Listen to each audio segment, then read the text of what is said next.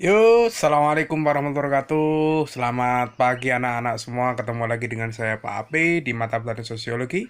Untuk hari ini kita akan membahas tentang tipe-tipe kelompok sosial menurut para ahli. Silakan kalian bisa pantengin channel ini supaya lebih mudah memahami materi yang akan saya sampaikan. Oke, semangat.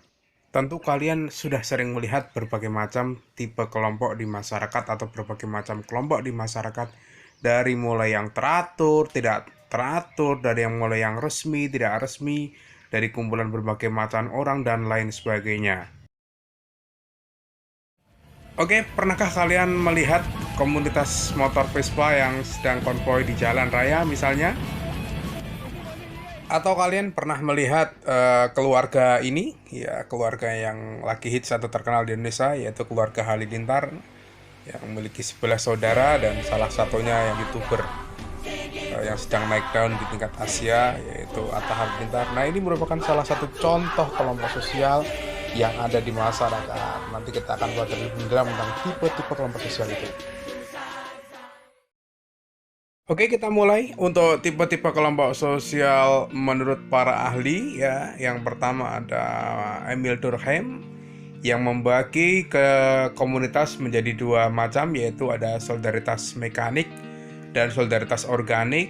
Yang kedua dari Ferdinand Tonis yang membagi kelompok sosial menjadi paguyuban dan patembayan atau Gemeinschaft dan Gesellschaft.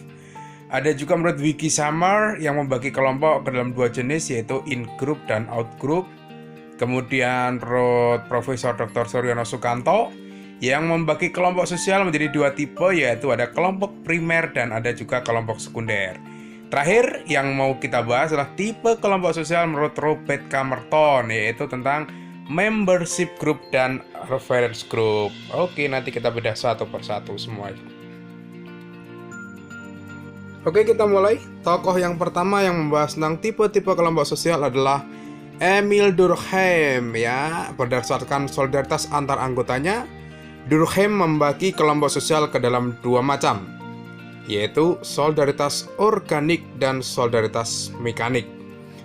Menurut pendapat Durkheim, solidaritas adalah suatu perasaan yang saling percaya antar para anggota dalam suatu komunitas. Nah, ini yang paling penting. Kalian sebagai sebuah kelompok harus memiliki rasa solidaritas. Setidaknya, solidaritas itu terdiri dari tiga macam unsur, yaitu tolong-menolong, kerjasama, dan saling berbagi. Ya, jadi gini, apa sih solidaritas mekanik itu? Solidaritas mekanik adalah solidaritas yang muncul pada suatu masyarakat yang kondisinya masih sederhana. Kehidupan masyarakatnya diikat oleh kesadaran kolektif atau bersama-sama, serta belum mengenal adanya pembagian kerja di antara para anggota kelompok tersebut. Nah, untuk lebih jelas kita lihat ciri-ciri dari solidaritas mekanik.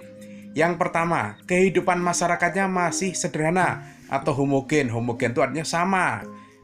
Masih banyak yang sama. Contohnya dari segi pekerjaan, mayoritas hidupnya misalnya petani semua gitu ya. Rumahnya bentuknya masih sama, jadi kehidupannya masih homogen gitu ya. Mata pencaharian, kehidupan dan lain sebagainya. Yang kedua, masyarakatnya belum mengenal pembagian kerja. Di sini sistem kerja masyarakat biasanya dilakukan secara gotong royong ya. Jadi belum ada spesifikasi kerja di antara anggota masyarakatnya. Berbeda dengan kehidupan masyarakat kota ya, yang mana sudah ada spesifikasi atau keahlian masing-masing. Kemudian yang ketiga, diikat oleh kesadaran kolektif atau kebersamaan. Nah, dalam masyarakat yang dengan sistem solidaritas mekanik ini, biasanya masyarakat itu masih menjunjung tinggi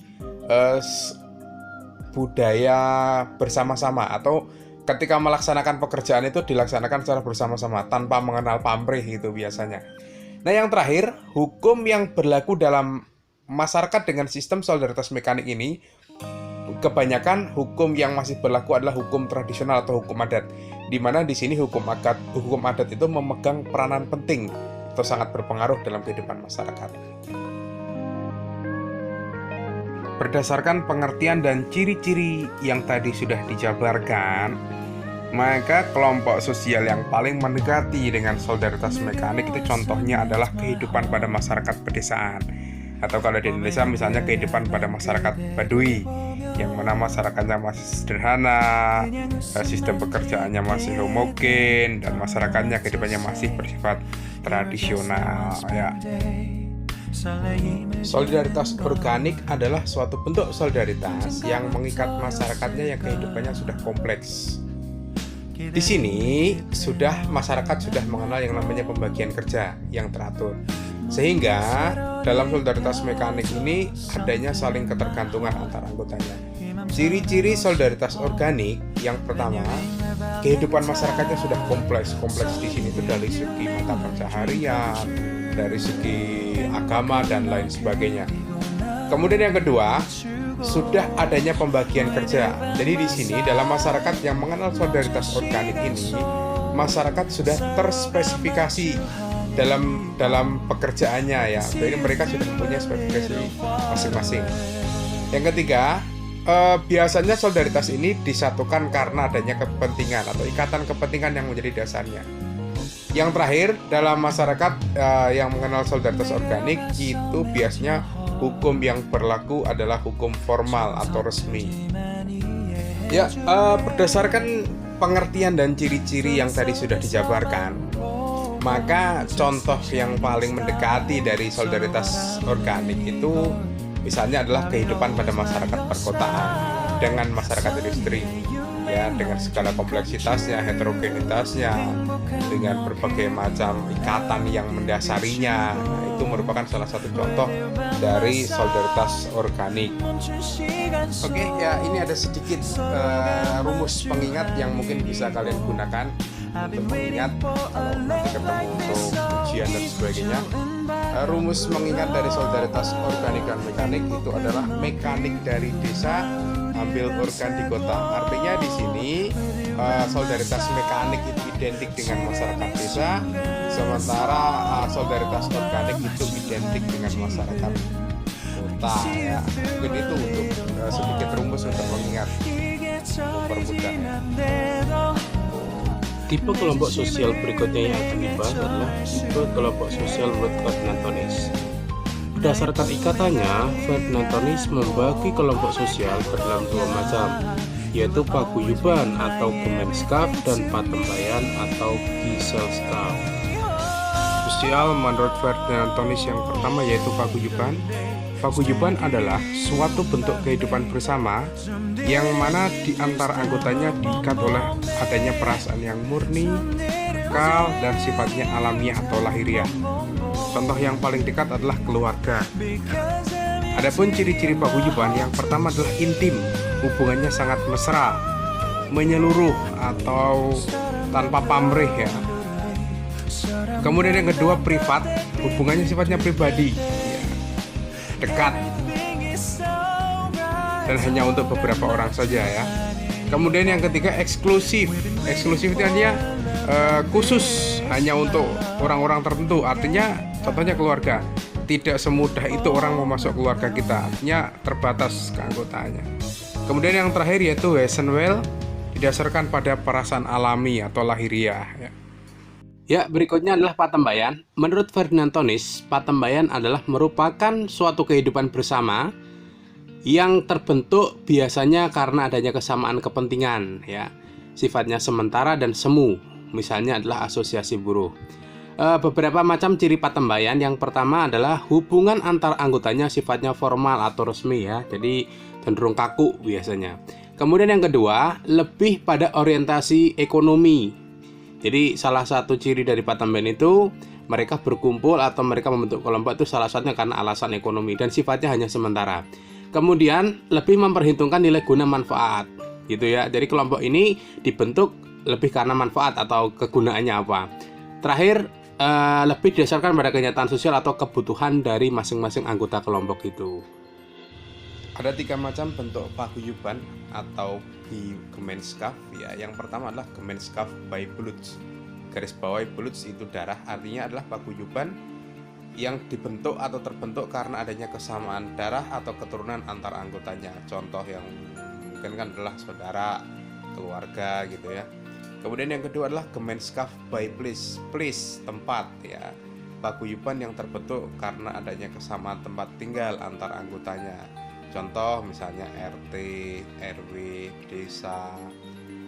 Kemudian yang ketiga adalah Gemeinschaft by mind, pikiran ya, paguyuban yang terbentuk karena adanya kesamaan pola pikir antar anggotanya. Sebagai contoh misalnya partai politik. Ya, kita bahas berikutnya adalah tipe kelompok sosial menurut Carlos Harton Cooley. Cooley membagi kelompok ke dalam dua macam, yaitu ada kelompok primer dan kelompok sekunder. Di mana perbedaannya? Kelompok primer adalah kelompok yang saling mengenal antar anggotanya, ya, dan terdapat kerjasama yang sifatnya pribadi, intim, dan biasanya jumlahnya sedikit. Atau bisa juga dikatakan kelompok primer adalah kelompok yang pertama kali dimiliki oleh seseorang. Contohnya adalah keluarga atau sahabat. Kelompok yang sangat dekat dengan kita itu namanya kelompok primer, dan jumlah anggotanya terbatas. Yang kedua adalah kelompok sekunder. Kelompok sekunder itu bisa dikatakan juga adalah kelompok lanjutan atau setelah kelompok primer, ya. Atau kalau dalam artinya adalah kelompok sekunder adalah kelompok yang jumlah anggotanya besar, terdiri atas banyak orang, kurang akrab antar anggotanya, dan tidak begitu langgeng. Ya, contohnya adalah ya PGRI, PSSI, Serikat Pekerja, dan lain sebagainya. Ya, untuk lebih jelas mengenai perbedaan kelompok primer dengan kelompok sekunder, kalian bisa melihat bagian berikut ini. Yang pertama dari jumlah anggotanya. Kelompok primer itu biasanya jumlahnya kecil, ya. Contohnya keluarga itu kan hanya terdiri dari beberapa orang saja. Sementara kelompok sekunder biasanya relatif besar atau banyak jumlah anggotanya. Yang kedua, pola hubungannya. Kelompok primer itu cenderung pribadi, intim ya, akrab, dan sifatnya informal atau tidak resmi. Sementara kelompok sekunder itu impersonal, kurang begitu akrab, dan sifatnya formal atau resmi itu ya, dalam hubungan sehari-hari. Kemudian pola komunikasi, kelompok primer itu biasanya lebih banyak berlangsung secara tatap muka atau ketemu, face to face. Sementara kelompok sekunder itu sedikit sekali komunikasi dengan tatap muka ya, atau mereka jarang bertemu gitu ya. Jadi biasanya lebih karena faktor kepentingan gitu. Sifat hubungannya, kalau kelompok primer itu cenderung permanen, langgeng ya. Para anggota berada dalam waktu yang lama dan bersama dalam jangka waktu yang lama biasanya ya. Contohnya adalah keluarga itu kan permanen hubungannya. Sementara kelompok sekunder itu cenderung temporer atau sementara. Kebersamaan antar anggota itu biasanya relatif singkat. Begitu kepentingan selesai, maka kelompok itu bisa bubar. Kemudian dalam pengambilan keputusan, itu kelompok primer biasanya lebih bersifat tradisional ya, menggunakan pendekatan personal gitu ya, atau lebih kepada sifatnya itu rileks gitu. Sementara kalau kelompok sekunder itu lebih rasional ya, berdasarkan pola pikir dan menekankan pada efisiensi kerja. Jadi sesuai dengan kebutuhan daripada kelompok itu sendiri. Contohnya adalah perusahaan itu ya. Kelompok berikutnya yang mau kita bahas adalah tipe kelompok sosial menurut Wiki Sumner. Wiki Sumner membagi kelompok sosial ke dalam dua macam, yaitu berdasarkan simpati antar anggotanya, yaitu ada in-group dan ada out-group. Menurut Wiki Sumner, dalam hal ini sikap-sikap in-group pada umumnya didasarkan pada faktor simpati dan selalu memiliki perasaan dekat dengan anggota-anggota kelompoknya. Adapun sifat-sifat out-group itu biasanya ditandai dengan adanya antagonisme atau antipati. Satu persatu tipe kelompok sosial menurut Wiki Sumner. Yang pertama ada in-group atau yang lebih umum disebut dengan kelompoknya kita ya. Kelompok sosial di mana di antara anggota-anggotanya saling simpati, memiliki perasaan dekat satu sama lain. Kelompok ini biasanya ditandai dengan adanya kerjasama, persahabatan, keteraturan, dan perdamaian. In-group adalah kelompok sosial di mana seseorang individu itu akan mengidentifikasikan dirinya atau mengatakan bahwa kita atau kami, ini loh kelompok kami, ini loh kelompoknya kita, itu namanya in-group ya. Kelompok kita itu namanya in-group.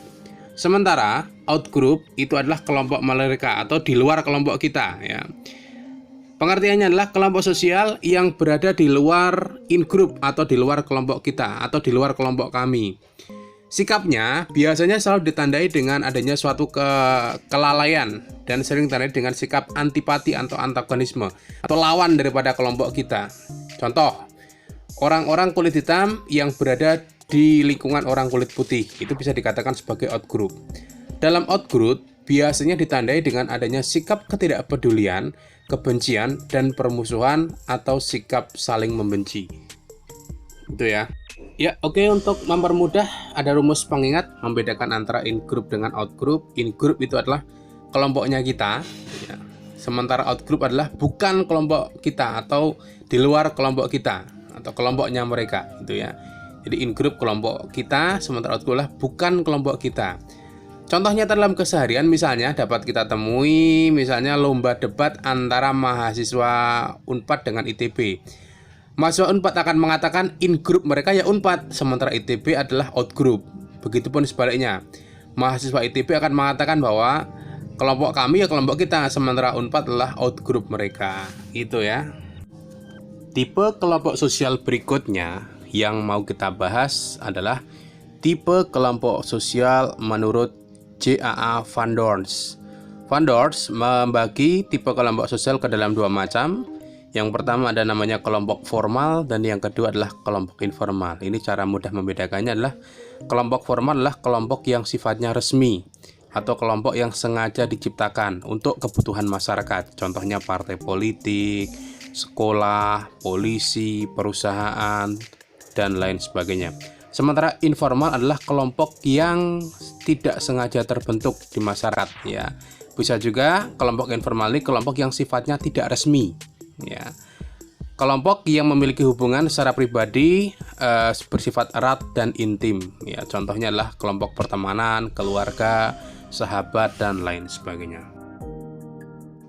Tipe kelompok sosial terakhir yang mau kita bahas adalah tipe kelompok sosial menurut Robert K. Merton. Merton membagi kelompok sosial ke dalam dua macam, yaitu ada membership group dan reference group atau kelompok acuan. Membership group adalah kelompok sosial di mana seseorang secara fisik menjadi anggotanya.